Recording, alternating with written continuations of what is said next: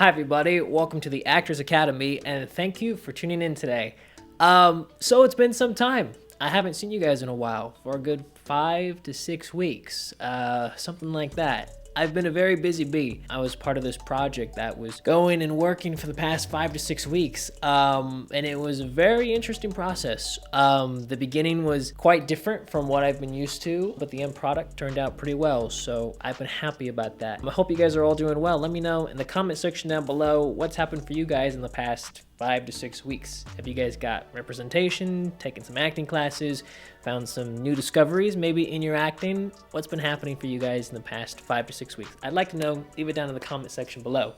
But now, yeah, my time, it's a lot more free, so I'm going to be able to do a lot more videos, finally getting back into them, which brings us to today's video, actually, which is talking about what is bad acting. And sometimes for some people, maybe this is an easy topic for you. For others, maybe it's not. Maybe it's really easy for you to understand what good acting is, because you're going to watch Meryl Streep or Tom Hanks or Viola Davis, and you can see them and go, that's good acting.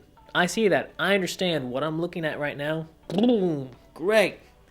But the thing is, sometimes it's harder to find out what bad acting sometimes is, especially because we've kind of grown used to some bad acting on certain TV shows out there, because you don't always have to be the best actor to book. I've said that before, but that means we are used to seeing good acting, but also not so good acting. So it's easy for us to kind of get them mixed up, and it's something for you guys to maybe pay attention to for yourselves, because we always want to achieve and aim for greatness if we can. So to really go and understand what bad acting actually is, I wanted to create these 5 steps so you could see for yourself what bad acting is. So point number 1 is this. When you don't know why you are saying what you're saying, this is where you can get into a lot of trouble as an actor. And we've seen a lot of people fall into this before. The reason that this is important is because if you have a simple line, which is, I love you, if you do not know why you're saying that line, the intention that you give behind that line may be wrong. The emotion that you give, the tone of your voice, your physicality, what you do could tell the wrong story. So for example, if your line is, I love you, but you don't actually love the person that you're speaking to, but how you're playing it is off the literal line of I love you, well, that's the way that you're going to approach it. But maybe this is a partner that you've grown distant from, and you're just trying to appease them. You want them to be okay and fine. You don't want to see them cry. So you're saying, I love you, but you don't really mean it. So the way that you go and say that line is different compared to if you actually do love this person and you haven't seen them forever and you finally get to see them after 5 years of being separated apart, and now you're back together and you're saying the line, I love you. Different circumstances create different meanings for why you're going to say your line, and different stories are behind the text that you actually have. So you need to know for yourself, why are you saying what you're saying? This is very important if you're doing drama, if you're doing comedy, it doesn't matter. If you're doing a comedy and you don't get where the jokes are, you don't get why you're saying what you're saying and why it's funny, then you can make that comedy scene sometimes too serious. Or maybe if you're a person who naturally leans towards comedy and then you go and do a dramatic piece, well, if you naturally lean towards comedy, the way that you approach a dramatic piece of text may not be the way that you should actually be looking at it, meaning that you may have some lines that you say kind of funny and kind of like a joke, and you take away the deepness that's within that scene. And that's something you have to watch out for as an actor. It's something you have to judge, but not understanding and not knowing why you're saying what you're saying can cause a huge problem for a lot of actors. And we see it all the time with different actors in our acting classes. If we're watching a show or a movie, sometimes an actor just doesn't understand why they're saying what they're saying. So that's point number 1. Point number 2 is not playing to the size of the room. So, as an actor, you have to realize how big the room is defines how loud you might actually be. This is really applying to theater for the most part. I'll tell you a little bit how it'll apply to film, being in front of the camera, but this is a big one that applies to theater. So if you're in an acting class and you got, say, 15 people in your class and you guys are kind of close to each other, the volume that you speak at is going to be completely different if you're on a huge stage where there's 1,000 people that can fill this room and you got to go and present your monologue or your scene. The way that you talk in that room is going to be completely different than if you're in that room with 15 people and you guys are all really close to each other. But when you don't play to the size of the room, this is where the issue can come into, and a lot of actors go on a spectrum. Either they're in the place of, hey, they talk really, really loud as if they're in a room trying to fill it all the way up to 1,000 people, There's other people who are a little bit more soft, as if there's 15 people in the room and they're just only playing to that smaller room. So if you're in that room and you do great in your acting class, but you bring that same volume onto the stage where there's going to be a lot of people, you got to fill the space, it's not going to work. They're going to think your acting is bad, it's going to be poor, because they're not going to be able to hear you or understand you. But if you're the other actor who is really loud and great and easy to be heard on that stage, but then you go into an intimate classroom where there's only 15 people in it, and you bring that same volume in when you're doing a scene or a monologue, people are going to look at you and go, why are you talking so loud? It doesn't make sense and it won't work in the storytelling process. So you really have to go and decide for yourself, what is the size of the room? And you have to know for your voice, how loud do you project? This is something where you have to get used to your own vocal tone and how loud you are, and breath support and all of that comes into play. But you really have to know what is the size of your room and how you can act within that room. Now, when it comes to film and you got the camera that's on you, a lot of the times you don't have to worry about this problem that much. You just have to play within the reality of the space that you're actually in when you're on camera. But a lot of times they're going to have a boom mic, they're going to have mics attached to you, so you don't really have to try and let the camera hear you. You could simply have a whisper that can register with the camera simply because the mic is picking you up. Well, you can't always do that in a theater situation because a lot of times you're trying to fill up a space. So a whisper that you might have in a natural, intimate situation has to be more of a stage whisper when you're on stage, and it has to be louder. But it's all about playing to the size of the room, and that's really important. Point number 3 is being solely result-oriented. What does this mean? This means that you are literally just trying to go for the outcome. That's all you're aiming for. Meaning you may have a scene and you may see, hey, you're angry in this scene. Okay, great, you kind of understand that you're angry, but then you also start going for the result of that scene, meaning that your idea of anger is yelling. You gotta be loud, you gotta be angry, you gotta be screaming at that person. When you're result-oriented in that sense and you're only really thinking about, I gotta be yelling, I gotta be shouting in the scene, you limit yourself as an actor a lot. Now, there will be some scenes where you will have to go and scream and yell, but you want it to come naturally. You don't really want it to come thinking, hey, this is what I gotta do, so that's what I'm gonna aim and do it at, because then it becomes forced. And there are a lot of scenes out there where you may be angry in a scene, but it doesn't mean you always have to yell through the scene. And a lot of actors, what they do is they'll yell throughout the entire scene, or maybe, hey, there's moments where you're softer, and then there's moments where you're louder, and you have to play to the hills and the valley within the scene. You can't just have it be shouting throughout the entire scene. And a lot of actors will do this even when it comes to sad scenes. If you're doing a scene and you think, okay, in this scene, I gotta cry. Sometimes when you try to force the tears, it ruins the entire scene because you want to play beat by beat, moment by moment in the scene. But if you're result-oriented and then you have to think, hey, you gotta cry through the scene, sometimes you take it to the extreme level where all of a sudden you're crying literally through the entire scene. And that doesn't work either. You want to have hills and valleys. There may be moments in the scene where, yeah, you are crying.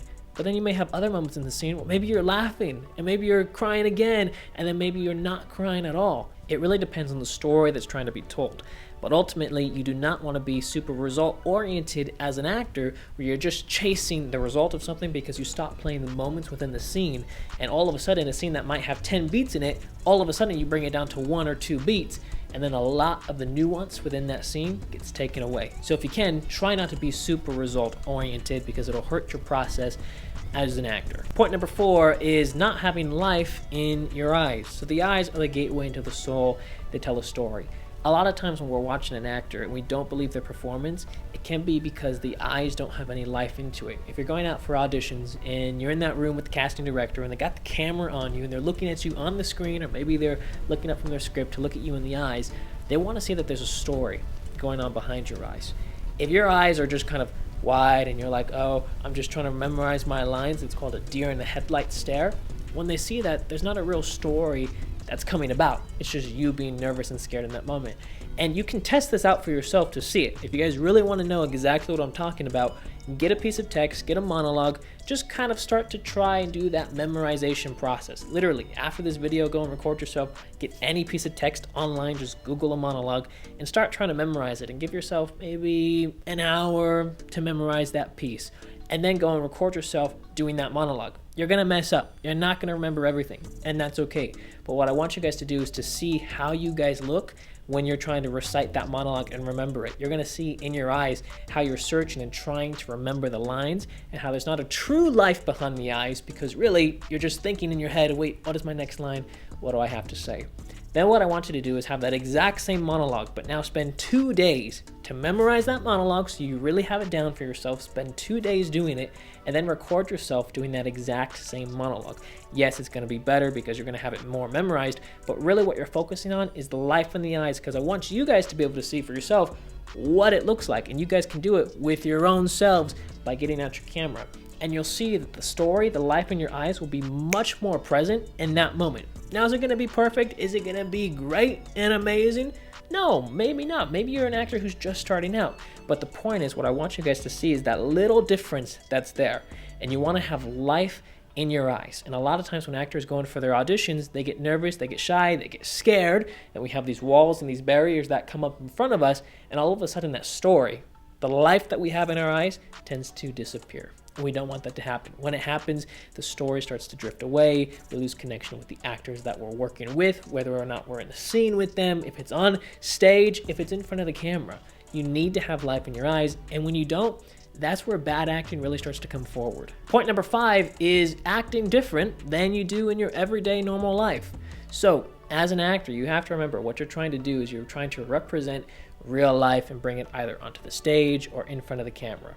And one of the things that you don't want to do for yourself, especially when it's on the camera, because on the camera, you really just get to act like a pretty much natural human being. On stage, it's a little different because sometimes you got to be louder, physicality, because you're playing to the size of the room. But when you're on camera, the camera sees you. You don't have to do anything extra. But it's amazing to see when actors get a camera on them, how they all of a sudden start to shift what they naturally do in their everyday life. So for example, if I'm talking to somebody here and I go, hey, how are you doing? What did you do last week, right? Something just simple and plain like that. All of a sudden you see they start to move their head a lot. This is just something different that they might do. There may be other different things that they do, but we're just talking to right now, maybe it's just the head. And they go, hey, how are you doing? What did you do last week? All of a sudden you see there's more head movement than there actually needs to be. And this is what a lot of actors will do once the camera is on them. And you'll see this especially if you're doing even self-tapes for yourself. All of a sudden you start doing things that you don't naturally do. You start doing hand gestures that maybe you don't always do. Maybe you start moving your head a little bit more. Maybe you start stepping side to side. You don't bring yourself, you don't bring your true and honest self forward, which is what casting directors ultimately want. They want to see a true human being come forward representing real life. When you come forward and you're nervous and you're scared and you start trying to add different things in there that you don't naturally do in your everyday life, casting directors don't really like that. They don't care for that. They want to see a real human being. So one of the troubles that actors get into for bad acting is simply not bringing in their everyday life forward. Now, of course, there's different nuances and different ways that we may have a character or approach a character. Maybe we give characters certain tics depending on who that character is. But ultimately, we still are trying to bring a real human being forward. We don't want to try and do these extra things like, hey, what'd you do last week? Really? Wow, that's cool. Awesome. And all of a sudden, we don't get booked for a part. And we're wondering, whoa, why didn't I get booked for this part? I was doing all these things. I was working so hard. Well, really, you didn't have to work that hard at all. And all you had to do is just bring yourself, your true and authentic self, forward. So I hope you guys like this video. Make sure you all subscribe to the channel so you stay up to date with everything. Give this video a thumbs up if it helped you guys. Also, I'll be leaving our 10-hour acting masterclass or 2.0 version down in the description down below, and also in the comment section if you guys are interested in that, as well as our 10 acting resume templates. Alrighty? See you guys next time. Bye guys.